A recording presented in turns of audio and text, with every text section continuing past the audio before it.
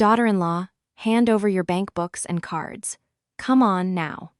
Yes, that was the first demand my mother-in-law made of me, just 7 days after the wedding. I am a doctor with 10 years of experience. I had honestly earned savings of $150,000 and even my own apartment. But my mother-in-law, Patricia, declared that the elder in the family should manage all finances and demanded that I hand over all my assets. Did Sarah give hers too? I asked. Patricia's face immediately turned frosty. Sarah is family. You are still an outsider. I looked imploringly at my husband, Alex. Mom's right. Just give in. My husband never once took my side.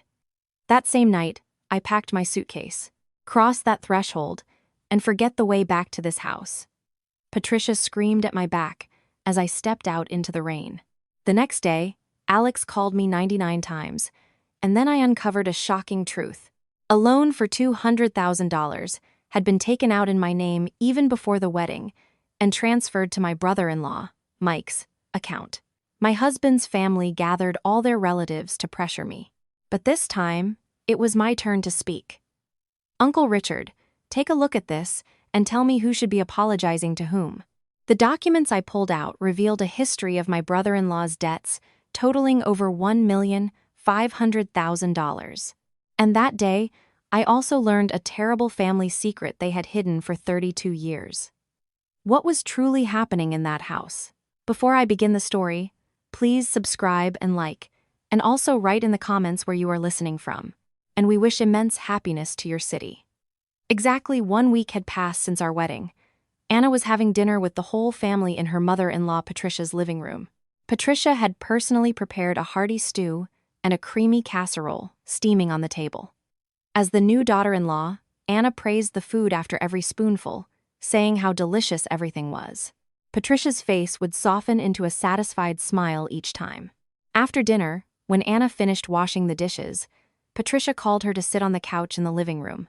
Her husband, Alex, was sitting on the floor in front of the TV, watching some entertainment show. Her brother-in-law, Mike, and his wife, Sarah, sat next to each other, engrossed in their phones. Patricia placed a cup of tea on the table and began to speak. Anna, in our family, it's customary for the elder to manage all household finances. Anna tilted her head in surprise. Patricia's next words made her eyes widen. So, hand over your bank books and cards to me. Silence fell in the living room. Only the laughter from the TV broke it. Anna couldn't believe her ears. Only a week had passed since the wedding, and they were already demanding she hand over all her savings and cards. Anna, trying to smile, asked, Patricia, did Sarah hand hers over too? Patricia's expression tensed slightly, but she quickly put a soft smile back on her face. Sarah is a freelancer. Her income is unstable, so she doesn't have much to hand over. But you're a doctor. It's different for you. Anna felt a chill run through her. It seemed unfair, but having only been in her husband's family for a week, she didn't dare openly object. Anna looked at her husband. Alex, without taking his eyes off the TV, tightly pressed his lips together. No one stood up for her. Anna sighed inwardly. She didn't want to argue right now. We're newlyweds. I need to be a little patient, she reassured herself. Patricia, I need a little time to think. The corners of Patricia's eyes lifted slightly, but she didn't press further. All right, think about it, no rush. An awkward silence settled. Anna stood up and headed to the bathroom. Standing in front of the sink, she splashed cold water on her face. Her reflection in the mirror seemed pale. She didn't understand why her heart felt so heavy. Leaving the bathroom, Anna noticed photographs on the living room walls. Numerous family snapshots hung in frames. Photos from Mike's first birthday celebration, from his elementary school graduation, from his deployment day, from vacations. There were especially many photos of Patricia with Mike. But there was something strange. There wasn't a single photo of her husband, Alex, as a child. They were brothers. Why were there only photos of the younger one? Anna returned to the living room and cautiously asked Patricia, Patricia, where are Alex's childhood photos? Patricia's face froze for a moment. She placed the TV remote on the couch and replied, We lost them all when we moved. Her voice was sharper than usual. Anna wanted to ask more, but Meeting Patricia's cold gaze, she fell silent. She decided to simply accept it as a fact. Deep night fell. Anna, before going to bed, went to the restroom and was walking through the hallway. At that moment, a voice came from the balcony. It was her brother-in-law, Mike. He was speaking in a quiet voice, pressing the phone to his ear. "We can just put it in the brother's wife's name, right? Just wait a bit. We'll sort everything out soon." Anna stopped. In the brother's wife's name? It seemed to her that he was talking about her. Her heart thumped heavily. At that moment, Mike turned his head. Meeting Anna's gaze, he hastily ended the call. With an awkward smile, he said, "Oh, Anna, you startled me. I was just talking to a friend about business." Ha ha. Mike's smile seemed unnatural. Anna felt uneasy, but she decided not to pay attention to it. Only a week had passed since she entered this family. She believed it was wrong to suspect her husband's relatives. She convinced herself that she was just too nervous. "Oh yes, you're working so late." Anna forced a smile and went to the bathroom. Closing the door, she sat on the toilet lid. Her heart was pounding. Mike's words wouldn't leave her head. "We can just put it in the brother's wife's name. We'll sort everything out soon." What could that mean? Anna shook her head. "I'm overthinking it," she told herself. "Just nerves from a new life." That night, Anna couldn't sleep for a long time. Her husband, sleeping next to her and snoring, his back turned to her, seemed like a stranger. Only a week had passed since the wedding, but why did she already feel so lonely? The dim moonlight shone through the window. Anna, staring at the ceiling, sighed softly. "Everything's fine for now. Everything will be okay." She wanted to believe it. Several days passed, but Anna still couldn't calm down. Mike's conversation on the balcony wouldn't leave her mind. She couldn't understand what the words "put it in the brother's wife's name" meant. In the end, Anna decided to cautiously ask her husband. It happened one evening when they had some time alone. Lying next to her husband in bed, Anna carefully began. "Darling, what's Mike busy with these days? I saw him talking on the phone late one night recently." Alex, without taking his eyes off his phone, replied, "My brother? He's coming up with some startup idea. Meeting investors, I guess. Nothing special." His voice was indifferent. Anna wanted to ask more, but seeing his annoyed face, she fell silent. She felt awkward prying into her brother-in-law's affairs. The next evening, the whole family sat at the table for dinner. An appetizing aroma wafted from the meatball soup Patricia had prepared. Anna silently picked up her spoon. At that moment, Patricia suddenly spoke.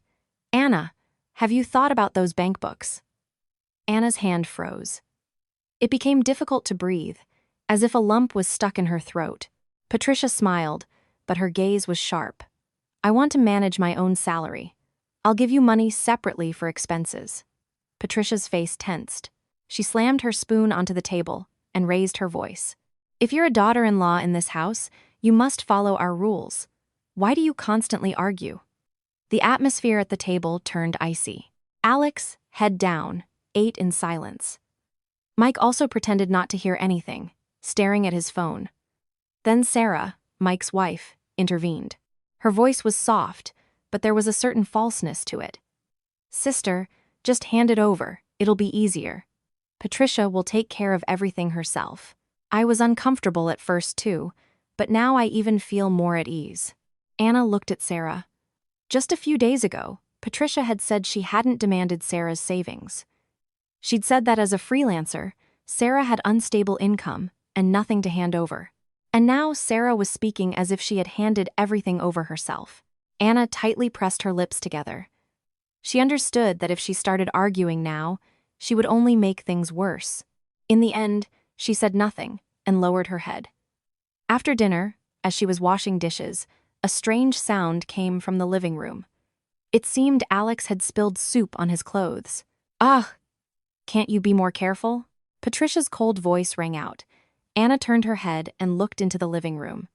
Patricia, frowning, glared angrily at Alex.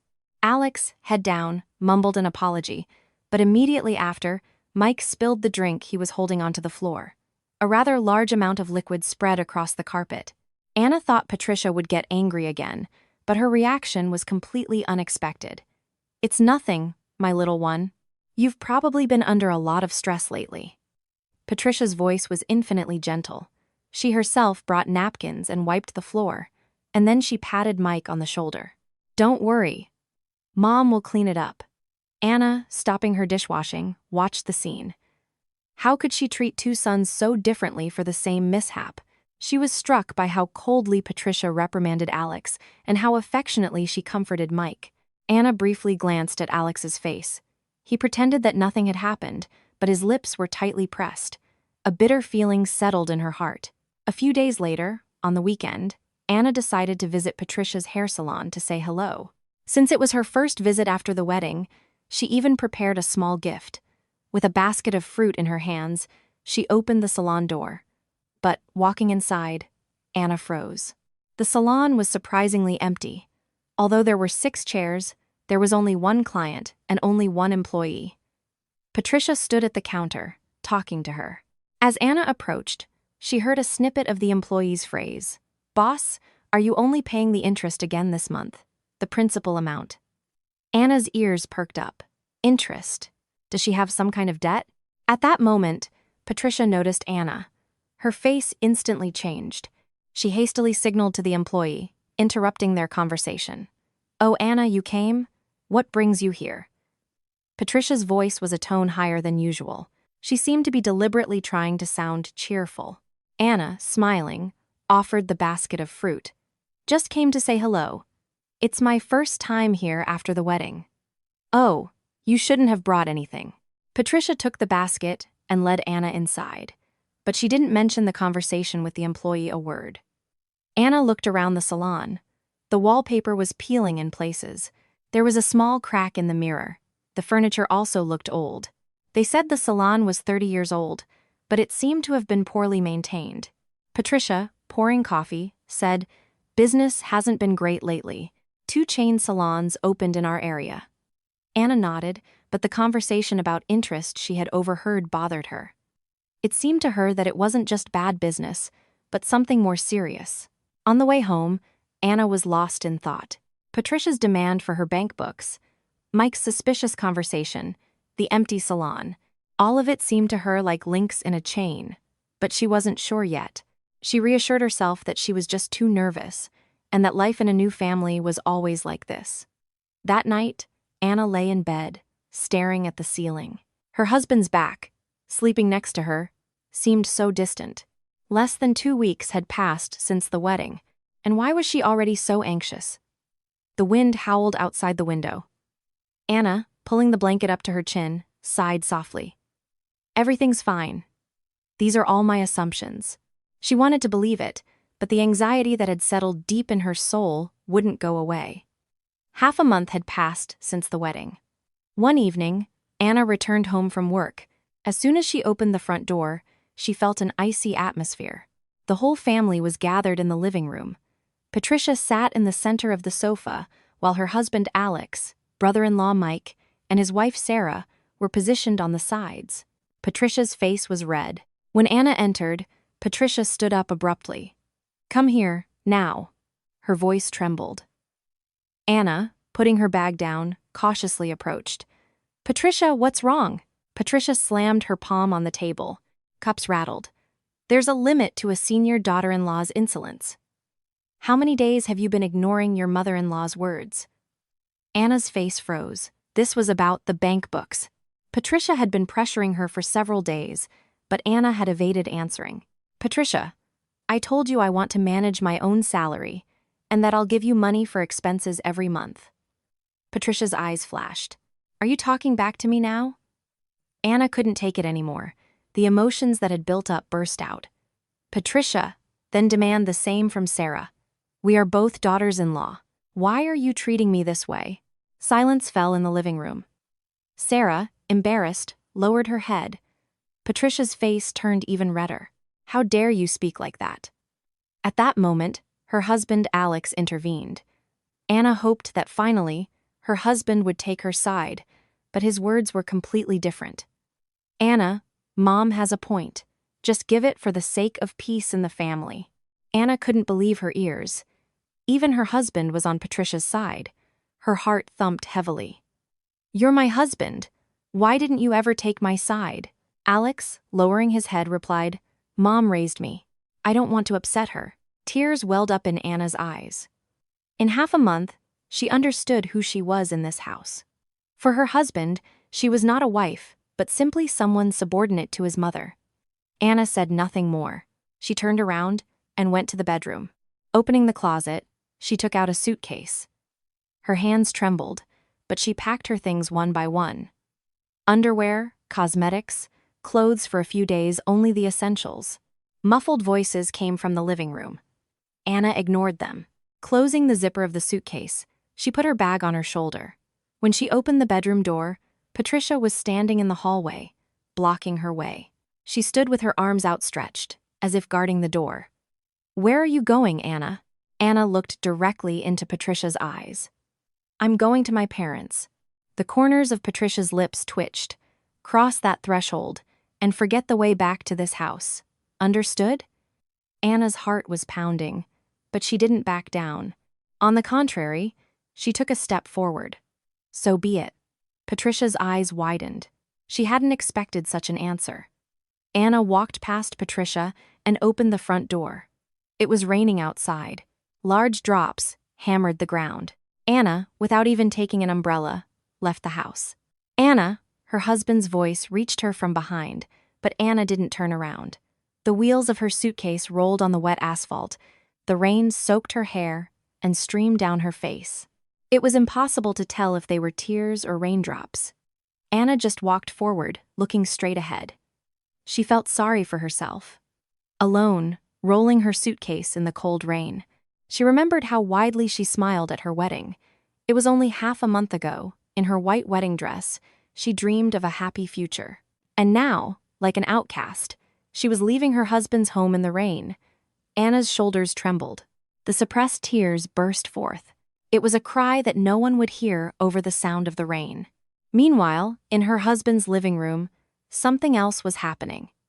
Mike stood by the window, looking out. Watching Anna's back disappear into the rain, his face turned pale. Mike hastily took out his phone and made a call. "Brother's wife left. What do we do now? The interest payment deadline is coming, there's no time." His voice trembled with panic. At that moment, Patricia approached Mike.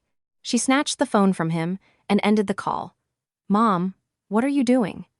Patricia's gaze turned icy. "I ruined everything," she said in a quiet and cold voice. Mike's face grew even paler. "What are you talking about? I didn't do anything." Patricia grabbed Mike's arm. "The brother's wife heard me talking on the phone on the balcony. I planned everything, and you ruined it." Mike's eyes widened. Patricia, gritting her teeth, looked out the window. The rain was getting heavier. "We need to get her back somehow. Without her bank books, we're all done for." Patricia's voice was low and menacing. In the living room, besides the sound of the rain, a heavy silence fell. Anna had already disappeared from view outside the window. She had completely dissolved into the rain. Patricia and Mike were hiding something, and that secret was far more terrifying than Anna could have imagined. The storm was just beginning. Wandering in the rain, Anna reached her parents' house. She had to change buses twice, and the journey took more than an hour. She was soaked to the skin.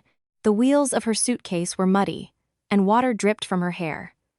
Standing in front of the front door, she wanted to press the doorbell, but her hand trembled.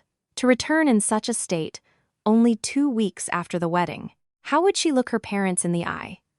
At that moment, the door opened. Her mother, Helen, stood on the threshold with a surprised look. "Anna, what happened?" Anna wanted to say something, but her throat constricted, and she couldn't utter a word. Only tears rolled down her cheeks. Her mother, without saying anything, hugged her daughter. The wet clothes clung to her dress, but she paid no attention. Come in, first, and change." Her father, Victor, who was reading a newspaper in the living room, slowly got up. Seeing his daughter, his face immediately became serious. "Anna, what happened? Why are you in such a state?"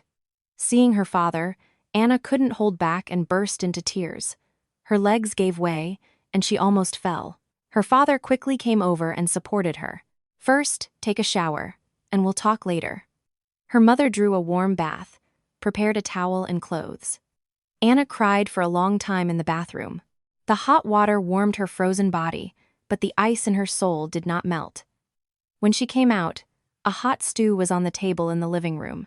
It seemed her mother had prepared it in a hurry. Steam rose from the bowl. "Have you eaten?" "Eat first. You need something warm." Anna sat down at the table. She picked up a spoon, but her hands trembled so much that she couldn't scoop up the soup. Her mother sat next to her and patted her back. "Eat slowly. No one is rushing you." She scooped a spoonful and brought it to her mouth. It was a familiar taste, her mother's stew, which she had eaten since childhood. At that taste, tears streamed again. In 2 weeks in her husband's house, she had never felt anything like it. Although she praised the food, deep down, she always felt uneasy. But one spoonful of stew in her parents' home stirred all the suppressed emotions. Only after eating was Anna able to speak. She told everything that had happened from the very beginning. About Patricia's demand for her bank books, about her husband's indifference, about Mike's suspicious conversation, about the conversation about interest in the hair salon. She didn't miss a single detail. Her father listened, arms crossed over his chest. His face grew darker and darker. Her mother sighed from time to time. When the story ended, her father said, "Anna, you did the right thing. You don't have to tolerate injustice." Anna raised her head. Her father's gaze was determined. "Just because you got married doesn't mean you have to put up with everything. This is your life. You must be able to protect yourself." Her mother, sitting next to her, nodded. "Yes. Why should you give your savings to your mother-in-law? Your money is your money." Her parents' words somewhat calmed Anna. She thought she was to blame, but it turned out she wasn't. She had simply refused an unfair demand. That night, Anna slept in her room for the first time in a long time. She had lived in this room before she got married. Photos from her university days still hung on the wall. Back then, the future seemed so bright, and now everything was ruined. As she was about to lie down, the phone rang. Her husband, Alex's name appeared on the screen. Anna didn't answer. The call stopped, and then it rang again. She didn't answer again. The calls continued. 10 times, 20, 30. The phone wouldn't stop ringing. Anna put the phone on silent mode and placed it face down on the table. The next morning, waking up, she checked her phone. 9 missed calls and dozens of messages. Anna started reading the messages. Mom's blood pressure went up. "Do you hear me? Come back immediately." What a disgrace in front of your elders. A disgrace for the whole family. Rumors are spreading all over the neighborhood. You have to answer for this. Daughters-in-law don't act like that. Ran to her parents to complain. Pathetic sight. Anna's hands trembled as she read the messages. 99 calls and dozens of messages. And not a single word in any of them was, "Are you okay? Where are you? I'm sorry, I'm worried." No sincere apologies, no concern for his wife. Everything was only about concern for his mother. The family's reputation, his own position. Anna's hand holding the phone weakened. A void formed in her chest. "So, who was I to this person?" she burst out. They had been dating for a year and a half, and she thought she could trust this person. When he proposed to her, she cried with happiness. On her wedding day, she sincerely believed his words that they would be together for life. And what now? A husband who, when his wife left in the rain, never once asked if she was okay. Instead of worrying about where she was and if she was hurt, he yelled about family disgrace and demanded she take responsibility. Anna didn't even have tears left. It was more than sadness. It was devastation. She couldn't believe that the person she loved turned out to be like this. At breakfast, her father asked if her husband had called. Anna showed her father the phone. 9 missed calls and messages. Her father looked at the screen for a long time. His face grew increasingly stern. "Are these messages from your husband?" Not a single word of concern for his wife. Her father forcefully placed the phone on the table. His eyes, hardened by long service in law enforcement, became sharp. "Anna, I think something is wrong with that family." Anna looked at him in surprise. "What do you mean?" Her father, crossing his arms, said, "They are too hasty and insistent in demanding your savings. only a week after the wedding, and they are already demanding the daughter-in-law hand over all her money, and so rudely. That's not how it works in a normal family. Her father's words made Anna think. It really was strange. Patricia behaved too aggressively. And that conversation you mentioned, that it could be put in the brother's wife's name. I don't know what it means, but they seem like people who are being driven by something. Her father's gaze was serious. I'll investigate. I'll ask my former colleagues. Maybe something will come to light. Anna nodded, but at the same time, she was scared. Could that family really have some secret? Something she didn't know about? That evening, Anna turned off her phone. She no longer wanted to see messages from her husband. The more she read them, the more pain she felt. Lying in bed, she stared at the ceiling. Mike's words from the balcony wouldn't leave her head. We can just put it in the brother's wife's name. We'll sort everything out soon. What could that mean? What were they going to do in her name? And Patricia's words to Mike also came to mind. I planned everything, and you ruined it. Planned. What had she planned?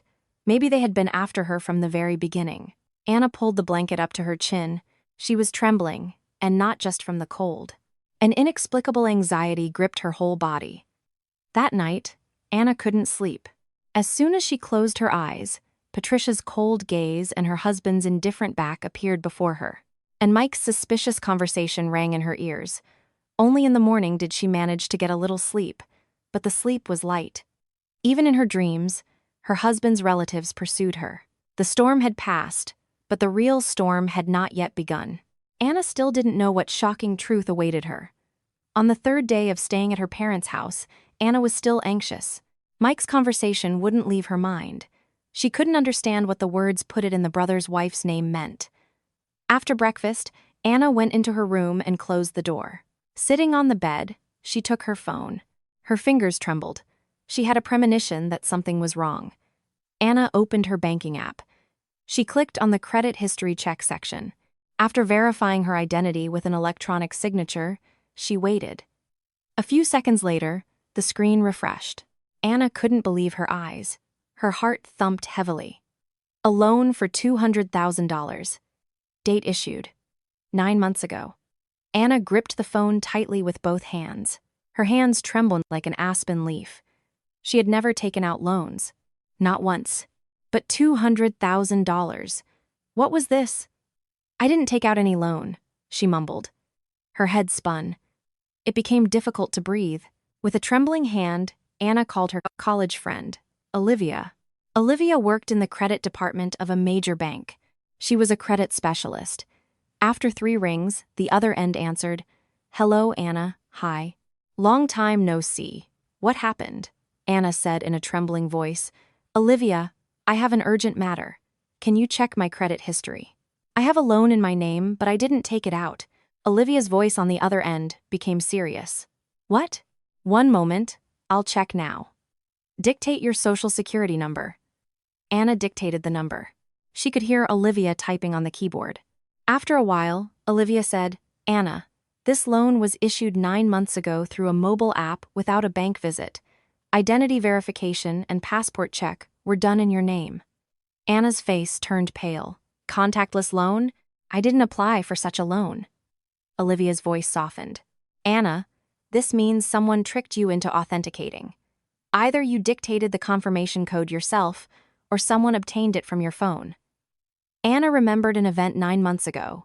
At that time, she and Alex were actively preparing for the wedding, negotiating with restaurants, choosing a photographer and officiant, looking for a place for newlyweds. Her head was spinning. Olivia continued. Now I'll check where the money was transferred. 1 moment, the sound of keys clicking was heard again.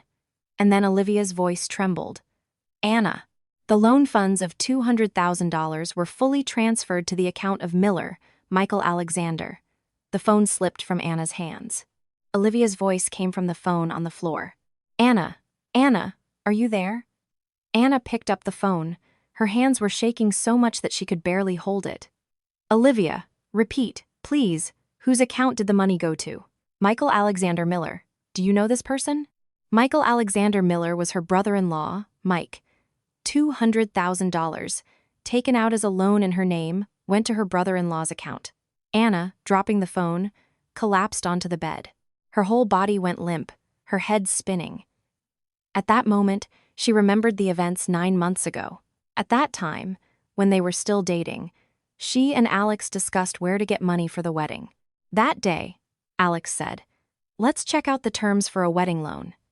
It's easier from my phone. You can compare offers from several banks at once." Alex installed several loan applications on his phone and then asked Anna, "Send me a photo of your driver's license and dictate the code from the SMS. It will only take a minute." Anna trusted her future husband. She had no suspicions. She took a picture and sent him her driver's license, and also dictated the code that came to her phone. Then Alex asked what address to provide. The address for delivery of loan documents. Anna was about to give her address, but Alex preempted her. "Let's use our address, since we'll be living together. You'll move in soon anyway." Anna, without thinking, nodded. So, the delivery address was listed as his family's address. A few days later, Alex said, "They rejected our loan. The terms weren't right. Too bad." Anna believed him. If they rejected it, there was nothing to be done. They decided to look for other options, but the truth was different. The loan wasn't rejected. It was issued. $200,000 was taken out in Anna's name and transferred to Mike's account. The loan issuance notification came to Alex's phone and the documents to his family's address, so Anna knew nothing. All of this was a planned fraud. Anna covered her face with her hands. Tears streamed through her fingers. Her whole body trembled. "They were after me from the very beginning. This wasn't love, but deceit." Her voice broke. A year and a half of their relationship flashed before her eyes. Alex's welcoming smile at their first meeting.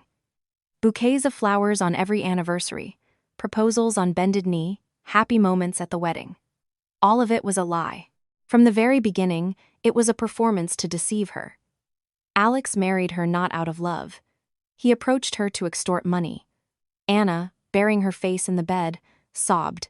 She tried to stifle her sobs by pressing her face into the pillow, but they burst out. Her shoulders shook. How could she not have noticed? Why didn't she understand anything?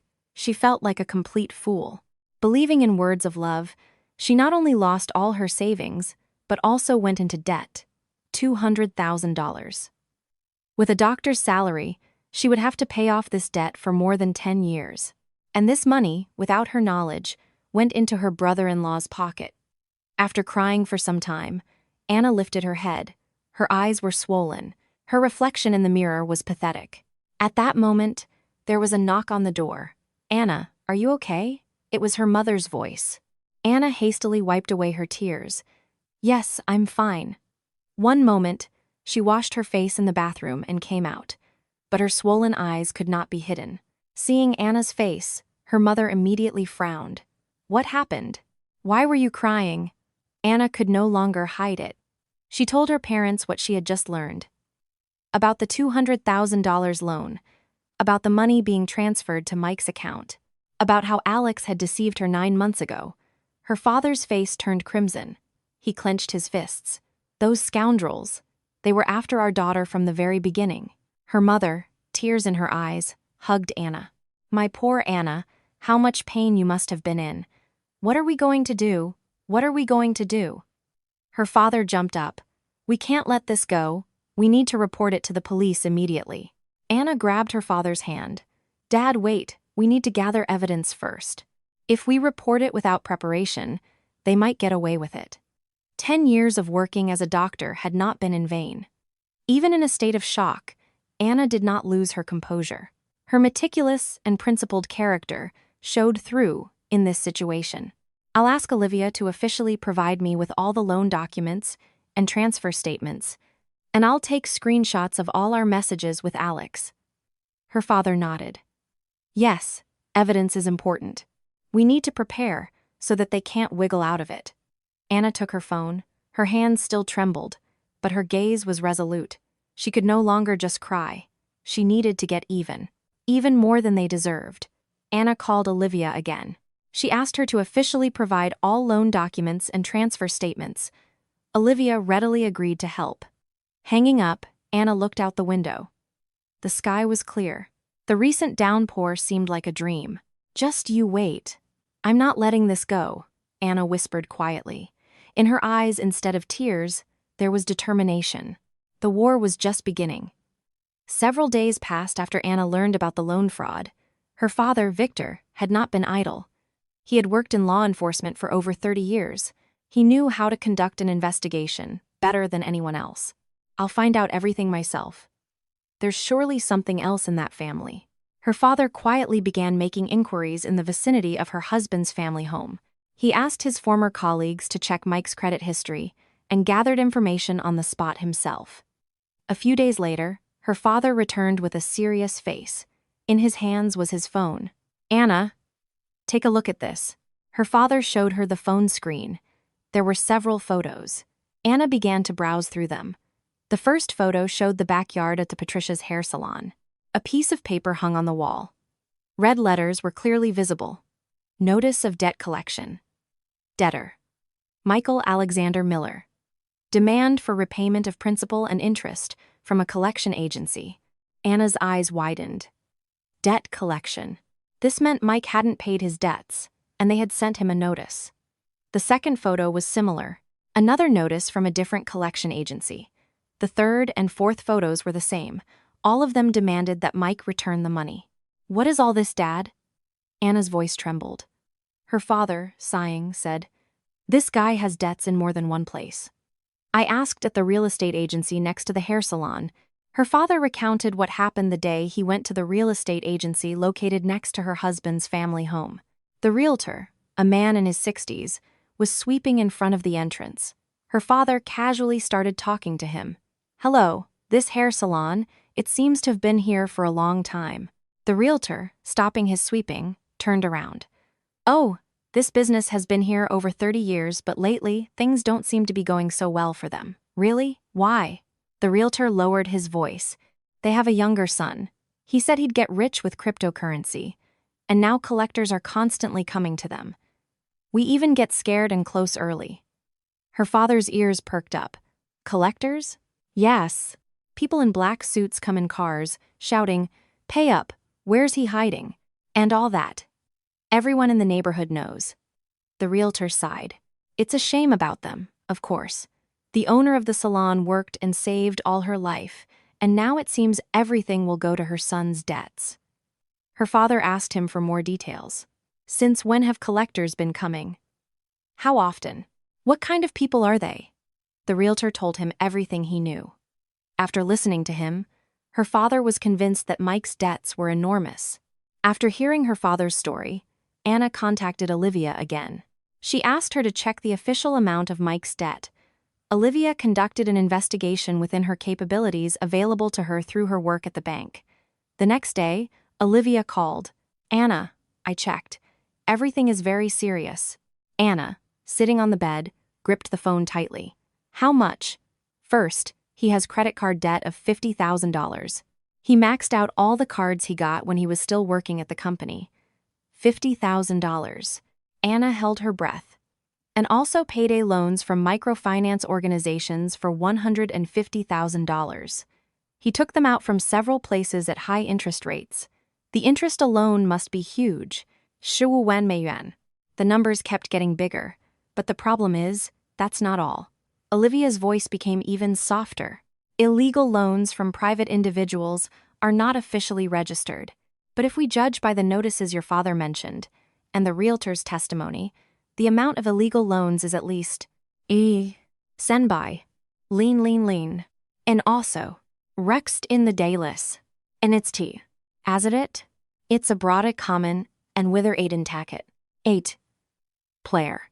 It's not your scotted bod. It's times very, ever one, and inamod about it. In first to fiver then. Inter one desise. It's pretty second. Action. Dadded. 2 though. It's times of the 70. Afficated do. It's common of issions of time as us. It's common of ishin trided, and the next ided 9. Explain and day.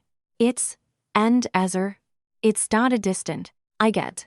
8 bran. I was not fi to find it. Inzier, aided. 24. Interwider. interwider, and everyone. Tak never body one. ADM. Everyone.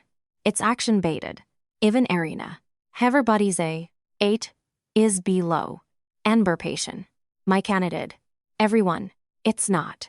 And extensely words. 8. Actions. It. 300. Null. Anna. Shans went limp. Shawless dropped the phone. 1,300,000? Yes. Card debt $50,000, payday loans $150,000, illegal loans $1,300,000. In total, that's over. Wu bai. Ling ling. Ibai wushuan. 1,500,000. Anna couldn't utter a word for a long time. The amount was so huge that she couldn't comprehend it. Anna, are you there? Yes, I'm here. Thank you, Olivia. Anna, hanging up, sat in a daze. Her head was in chaos. The figure, I nuzzin, Wu bai, Lin and Ling, 89s. When is perfected. Abacted, if you never won, our waif. And tita daking ass. Like that. I have number 1, X positively when, in tast, and every, are down. Ratted and tanen. Existiday. Am love, dan, down, add enough. If you not a down of it, and the dever takened, and that's pretty date. And beteen mudged, and the 7. It's not of Reese's 4 maters. A. Audiplyling with her, in his dade. M. And whitedst, interwatching. If you know gether in final did, 1,000 tenter. We're pronrastig. It's the formant, is bent redded. In it inverse. As no everty. Many cemented actions, and it is ATAT. It's datano. Explants. Abscess. Ad extends of a. Explant is applisated. Explant is applisated. Included is not knows, and discillard is not it. It's tanger 5 to dated. Actually ferret, at. 1. On expand. Who said. Is a stayed. Out of rue them. Instated. Ready's life. In's day. It's time lated in the merced. Imond. In willin it. I have doubly. Thanks for watching then. In every point. AP1. Enter 5 the sma. 1. Type time in dollar is this. In wellbit. Access. It's not ability. Actually dated. Actually wuncher. In tiny disafter with. Annex Mr. In the Tanally actions is from. In a teens of the Mosed. It's olive in raid. Unaccumded. Actually, teternal. The cruise. And comment. It's not tengus. And that one of the resit. It's day del faced. And defina. Experian talvic devias. And de tellench probable bow. Action way. Ask and telder. Asper day. Actual agode. Action of the rest. If you 1. 2. A. In about mine. And doctor. Alice bitted. 8. Dubris. Every 5. It's Paction X. 8. Died. It's nodded minus. It's have. Ask Cappendier. Ask invited. 1,500,000 spoon in hair head. At dinner, Anna told her parents what she had heard from Olivia. Her father, face turned crimson. Ibai wushawan? That punk racked up $1,500,000 in debt? Her mother covered her mouth with her hand. My God, how is he going to pay it back? Her father forcefully slammed his fist on the table. The dishes rattled. That's why they were after our daughter from the very beginning, to pay off these debts. The wedding itself was a scam. They wanted to use my daughter as an ATM. Her father's voice trembled. It was a voice mixed with anger and sorrow. Anna lowered her head. Her father was right. From the very beginning, she was not a beloved daughter-in-law, but a tool for paying off debts. A year and a half of their relationship, a sweet proposal, a happy wedding, all of it was a planned fraud. But Anna didn't cry. She had cried enough. Now, instead of tears, she needed something else. Dad, Mom, I'm not going to let this go. Anna's voice was firm. Her gaze had changed. I will gather all the evidence and fight in court. I will get everything back, down to the last penny. Her father nodded. That's right. I'll help you. From that night on, Anna began to systematize the evidence. Her 10 years of experience working in public service came in handy. She was confident with documents like no one else. First, she printed out the loan documents and transfer statements. These were official documents issued by Olivia. Dates, amounts, recipient accounts, everything was clearly indicated.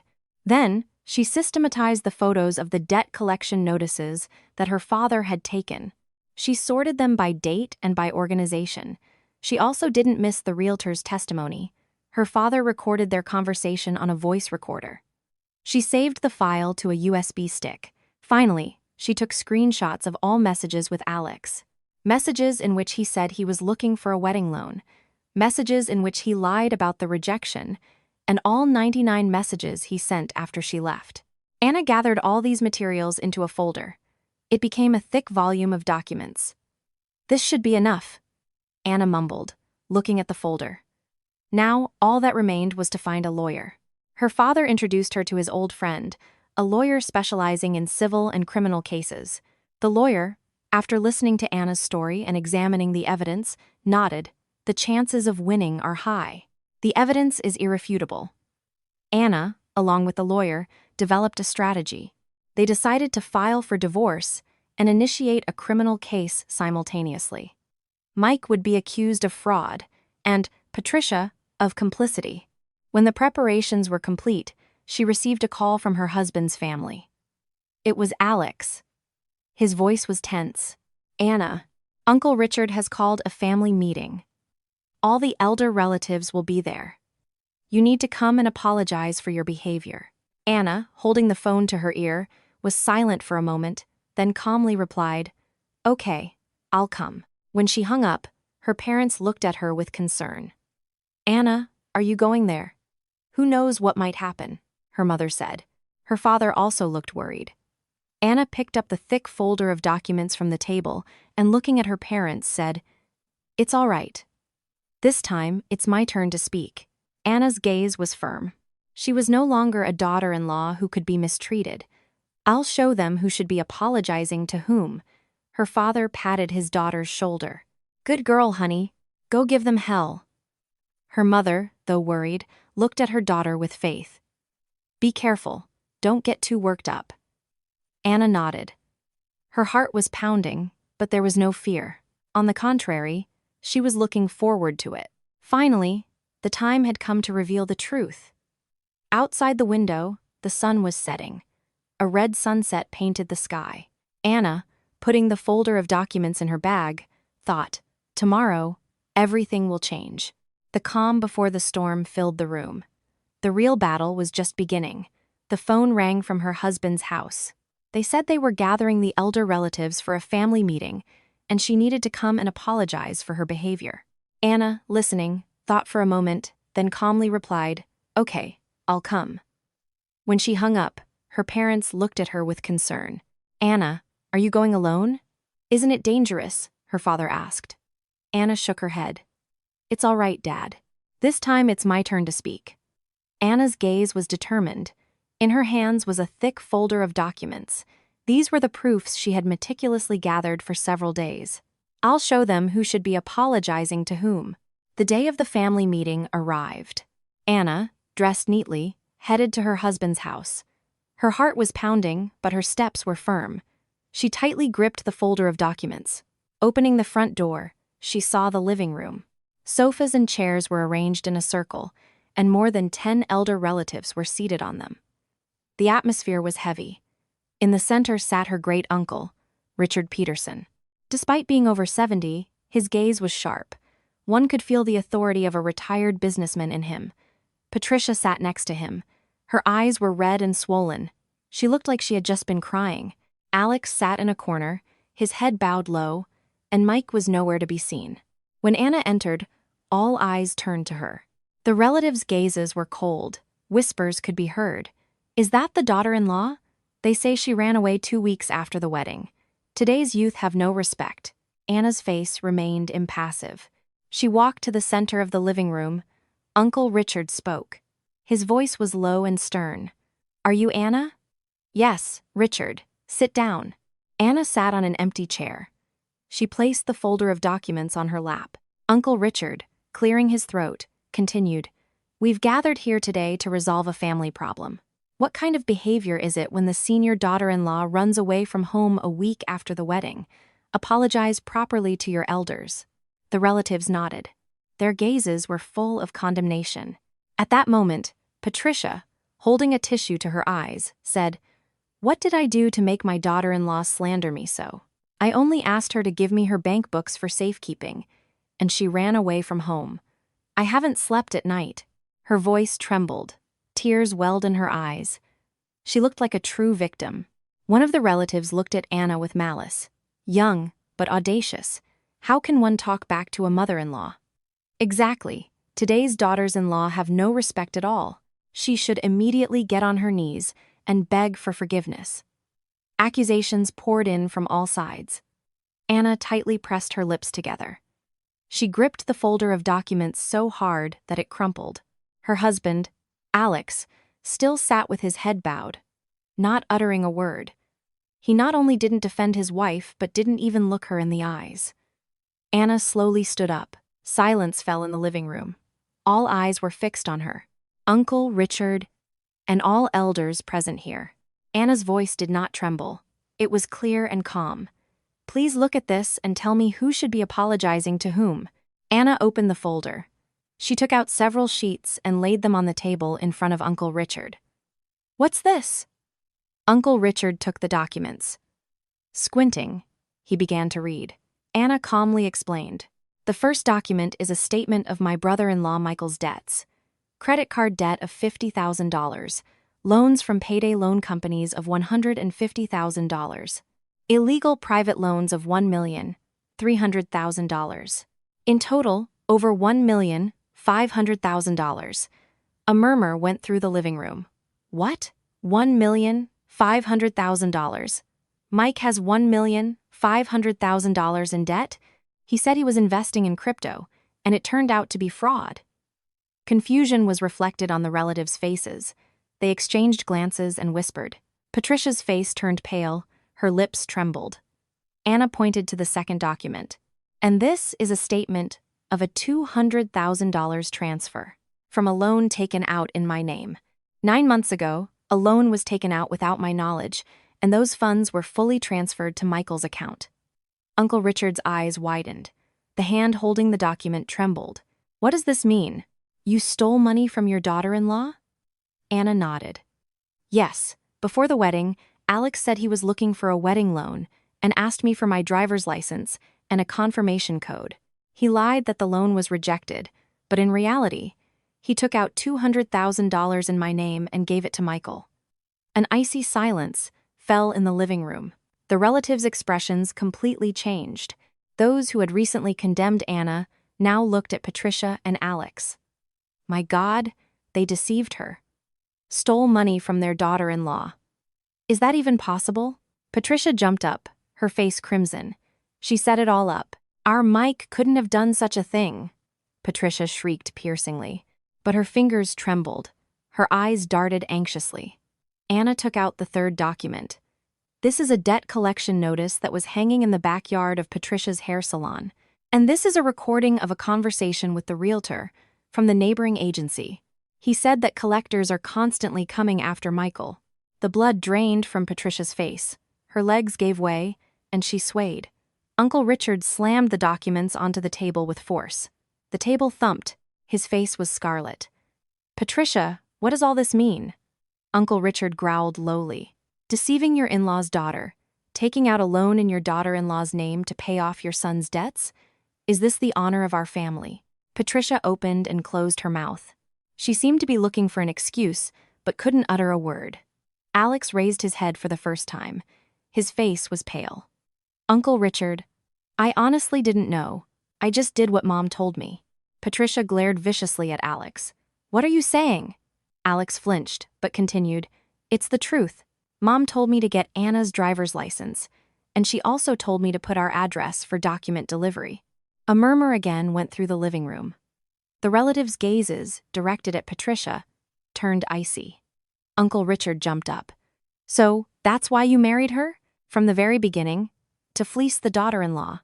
Uncle Richard's shout echoed through the living room. Patricia couldn't take it anymore and collapsed onto the couch. Anna, watching the scene, spoke today. Before all the elders present here, I declare. Silence fell in the living room. All eyes were fixed on Anna. I, Anna, am divorcing Alex. Alex's face contorted. His lips trembled. And I will reclaim all my property through legal means. I will sue for fraud and embezzlement. Anna's voice was cold and resolute. In her eyes, instead of tears, there was determination. Patricia suddenly jumped up. Her face was distorted. How dare you? Patricia wanted to lunge at Anna, but she didn't take 2 steps before she swayed. Her eyes rolled back, and she collapsed to the floor. Mom! Alex ran to her. The relatives also jumped up in panic. Call an ambulance quickly. Bring water. Chaos erupted in the living room. Patricia lay unconscious on the floor. Anna, looking at this, calmly gathered her documents. There was no longer any reason for her to stay here. Alex grabbed her. Anna, I truly didn't know. I just did what Mom told me. Please. Anna pulled her hand away.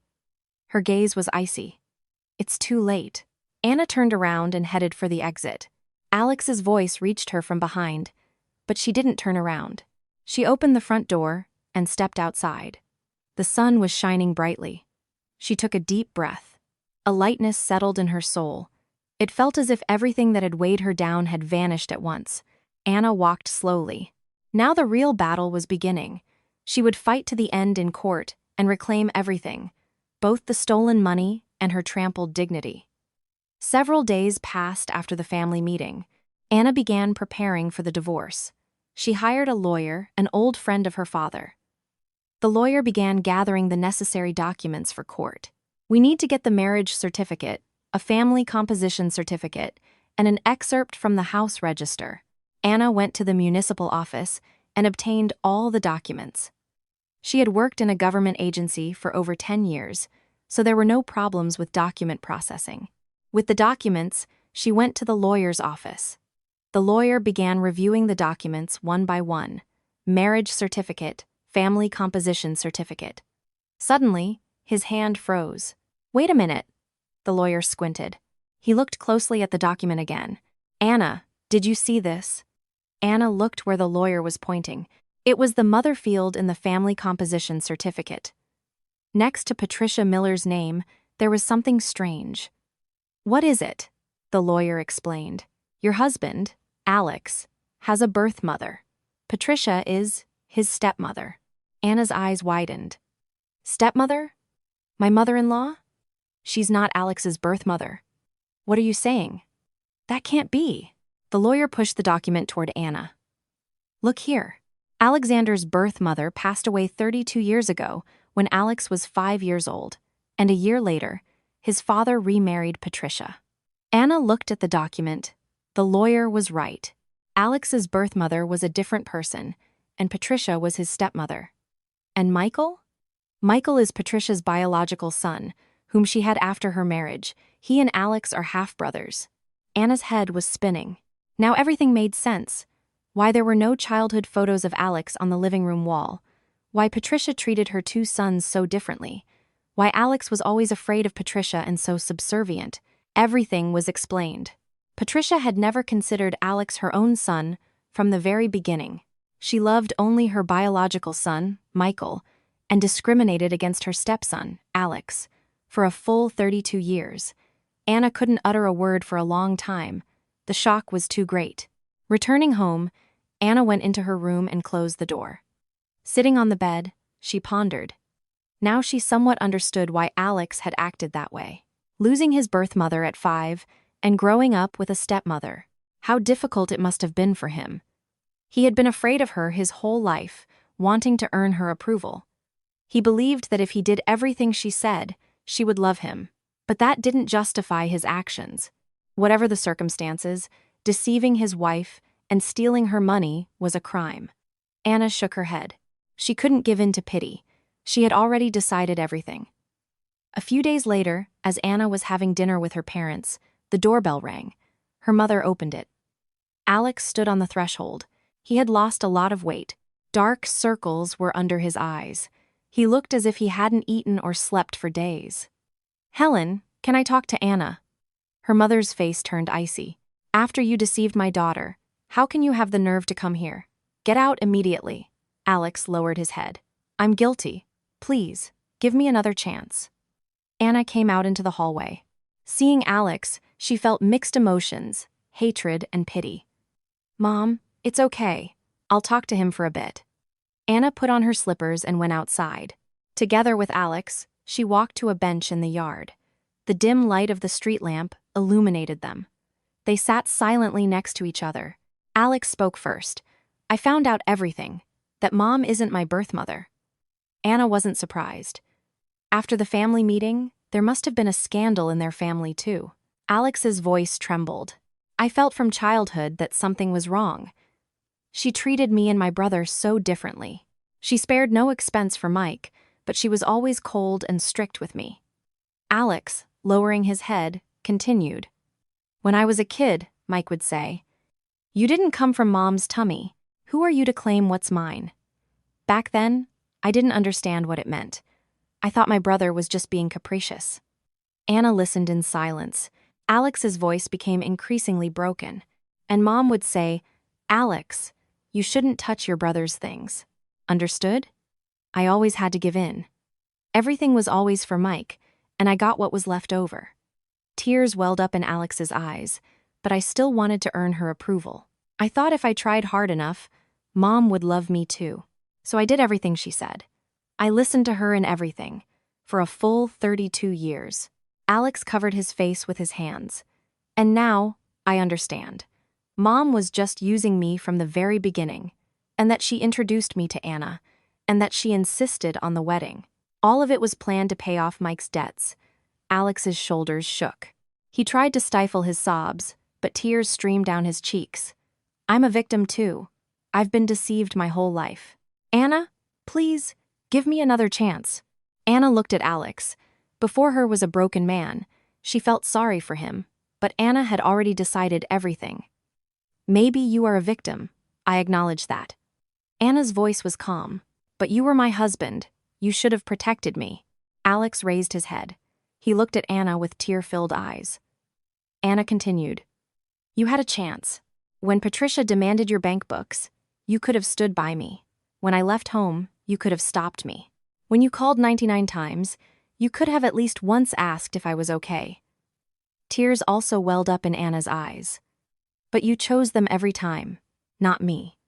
You chose your stepmother, not your wife. Alex's face contorted. He had nothing to say. I'm sorry, I'm so sorry. It's all my fault. Alex got up from the bench and knelt before Anna. In the dark alley, a 30-year-old man, sobbing, was on his knees. It was a pathetic sight. Give me another chance. Let's start over. This time I'll do everything right. Anna slowly stood up. Looking down at Alex, she said, the words, I'm sorry. Don't say them to me anymore. Alex looked up. Say them to your own life. Say them to the people who deceived you for 32 years, but not to me. Anna turned around. As she was about to leave, Alex grabbed her hand. Anna, please. Anna didn't pull her hand away. Instead, she quietly said, Alex, I feel sorry for you. Losing your mother as a child, growing up with a stepmother who discriminated against you. That must have been very difficult. Anna immediately removed his hand. But that doesn't excuse what you did to me. You're an adult, too. You had a choice, and you made the wrong choice. Anna looked at Alex one last time. There was no longer any regret in her gaze. Goodbye. Anna turned and walked away.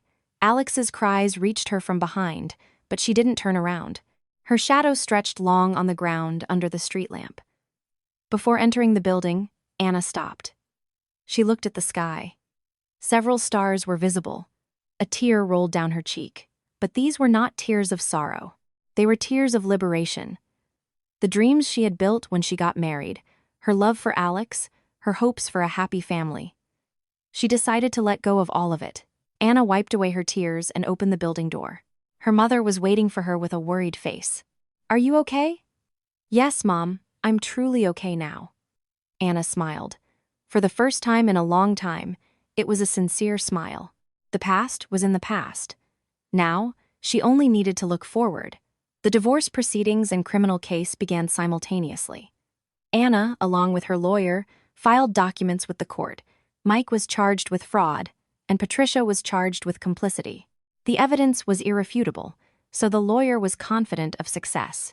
This evidence is more than enough.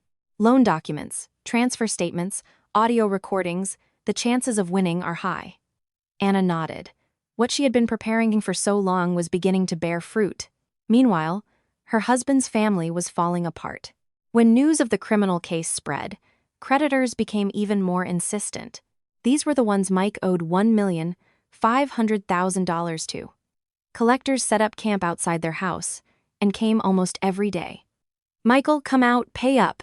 If you run, we'll go after your family." Cries echoed throughout the neighborhood. Neighbors began to whisper. In the neighborhood where they had lived for over 30 years, their family was completely disgraced. Patricia, after collapsing at the family meeting, deteriorated significantly. Her blood pressure soared, and she spent several days in the hospital. But even at home, she found no peace. Because of the creditors, she couldn't even go outside. Mike locked himself in his room and didn't come out. He turned off his phone and saw no one. He was hiding like a cornered mouse. One day, Anna was at work as usual at the city hall. She sat at her desk in the reception area, sorting documents. It was a calm day. Suddenly, there was a commotion at the entrance to the reception area. Someone was shouting, "Anna! Where's Anna?" Anna looked up. Her heart skipped a beat. Mike stood at the entrance. His eyes were bloodshot, his hair disheveled. He looked as if he hadn't washed in days. "Brother's wife, come out!" Mike entered the reception area. Those around him scattered in fear. Visitors cried out and retreated. Anna stood up. Her hands trembled, but her face remained impassive. Mike, noticing Anna, approached her with wide strides. "You ruined my life. If you had just kept quiet, none of this would have happened." Mike's scream echoed throughout the reception area. Saliva flew everywhere. There was madness in his eyes. Anna stepped back a pace. Her colleagues jumped up in fright. "Michael, do you know where you are? This is a government building. Leave immediately." Anna's voice didn't tremble. She spoke as calmly as possible, but Mike didn't stop. On the contrary, he became even more enraged. "Government building! So what?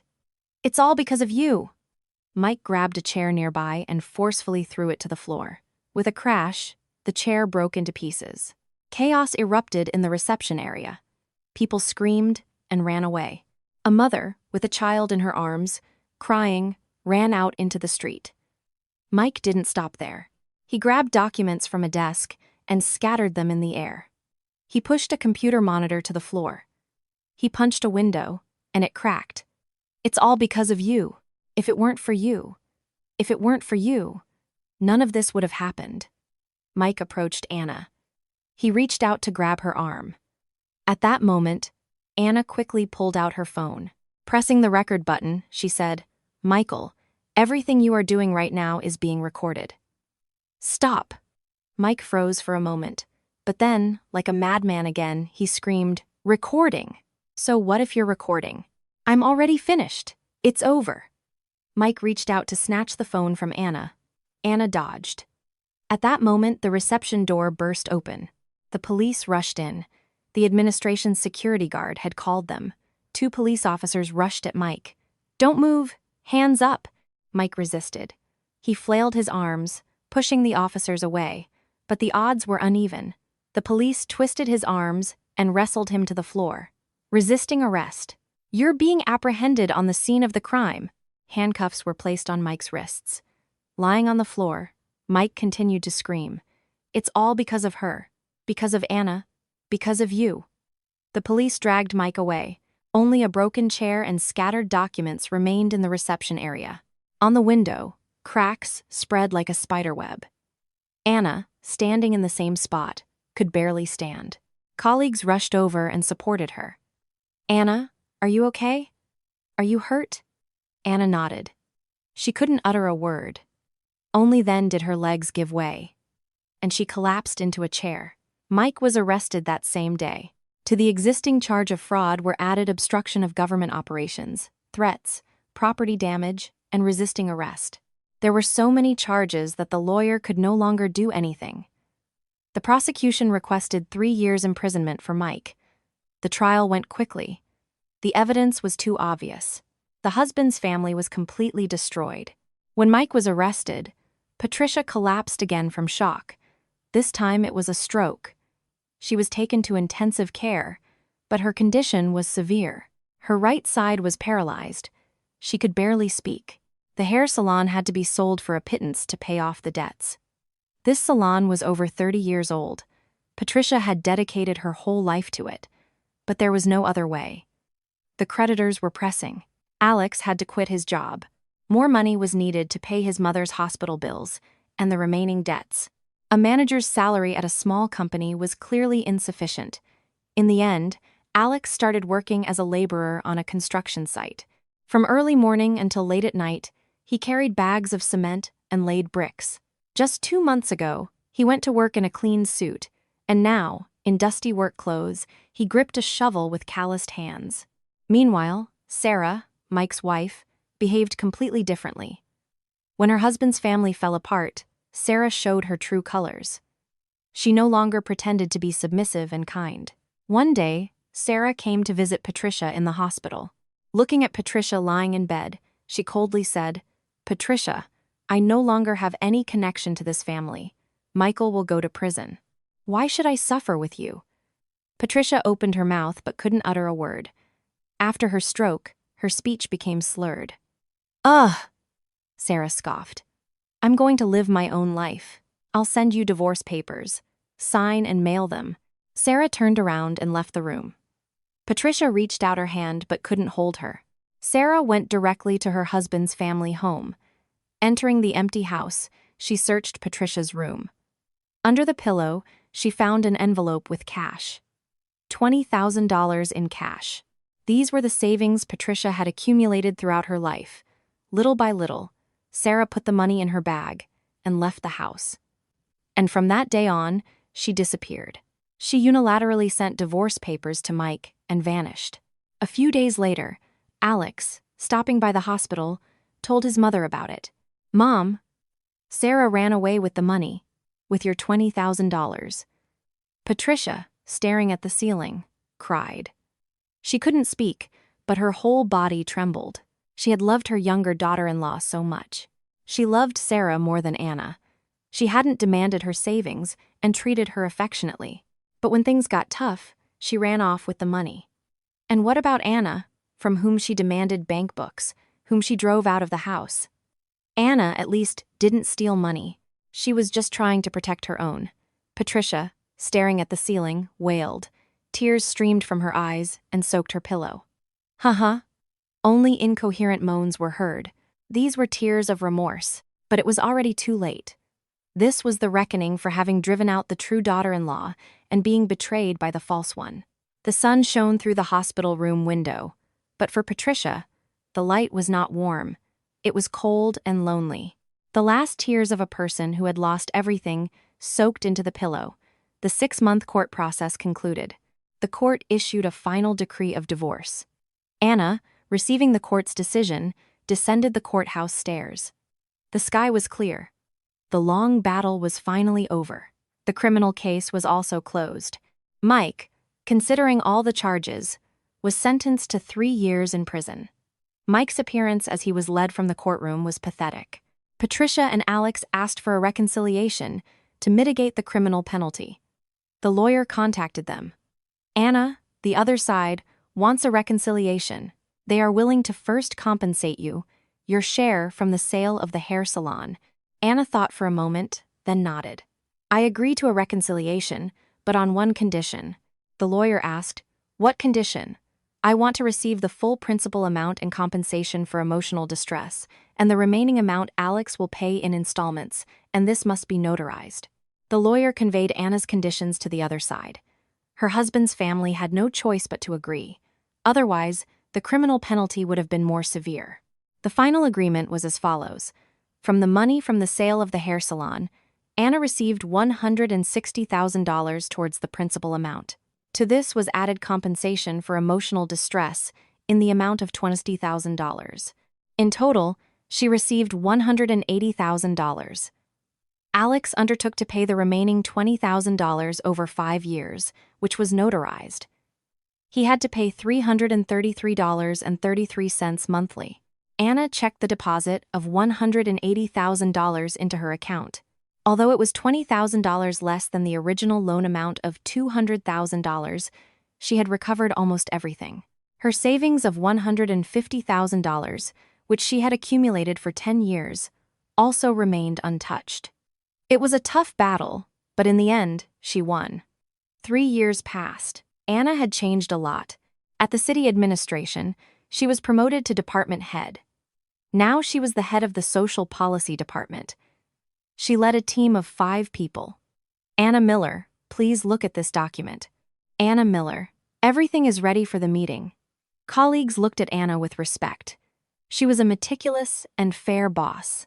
If difficulties arose, she always took responsibility. Therefore, the atmosphere in the team was always good. After work, she returned to her apartment. She had bought this apartment before her marriage with the help of her parents. It was her precious home, which she had been able to protect and not give to her husband's family. On weekends, she visited her parents and had dinner with them. At the table set by her mother, they talked about various things. Anna, how's work? Lots of work, but it's interesting, Mom. It was an ordinary, but warm life. It was hard to believe that 3 years ago, she was rolling a suitcase in the rain. During this time, a new person appeared in Anna's life. His name was David. He was a manager at a construction company that often collaborated with the administration. They met through work, and he made a good impression on her. David was 41 years old. He was tall, with a pleasant appearance. But most importantly, he spoke thoughtfully. He didn't waste words and always kept his promises. At first, they were business meetings, but at some point, David began to show interest in Anna. Anna Miller, have you had lunch yet? There's a good restaurant nearby. Would you like to go? At first, Anna refused. She had recently divorced and was afraid of new relationships, but David didn't give up. We can get to know each other gradually. I can wait. Anna felt David's sincerity. He didn't try to deceive her with sweet talk, like Alex. He showed his feelings through his actions. Despite his busy schedule, he cared for her and was there for her in difficult moments. About a year later, Anna told David about her past, about the fraud by her husband's family, about the divorce, about the lawsuits. David listened in silence. There wasn't a hint of judgment on his face. After hearing everything, David said, "I've listened to everything you've been through." Anna tensed. She thought that some people, hearing such a story, might run away. But David's next words were unexpected. "It's not your fault. On the contrary, you're amazing for overcoming all of that." David took Anna's hand. "I love not the Anna who was in the past, but the Anna who you are now. I will always be by your side." Tears welled up in Anna's eyes.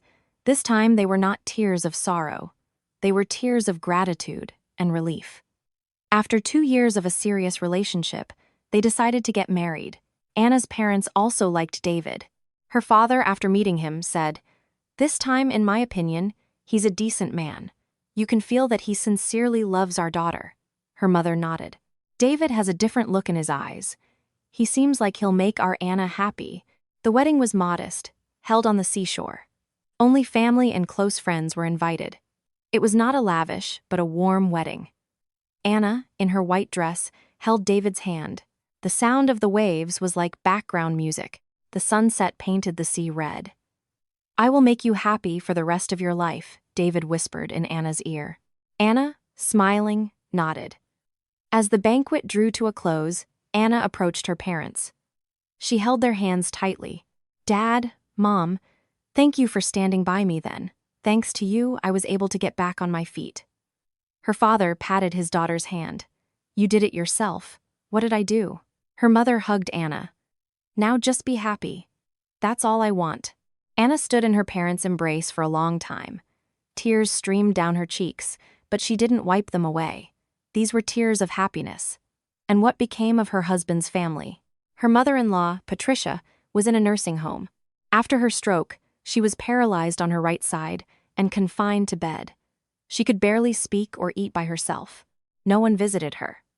Relatives also stopped coming.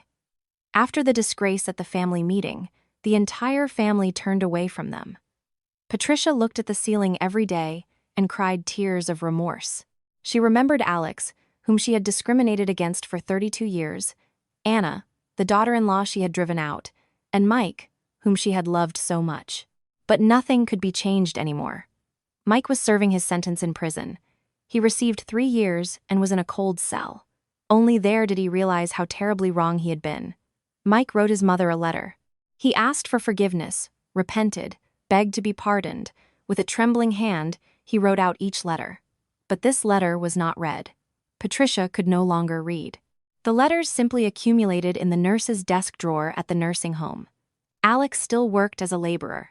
He paid his mother's hospital bills and the remaining debts.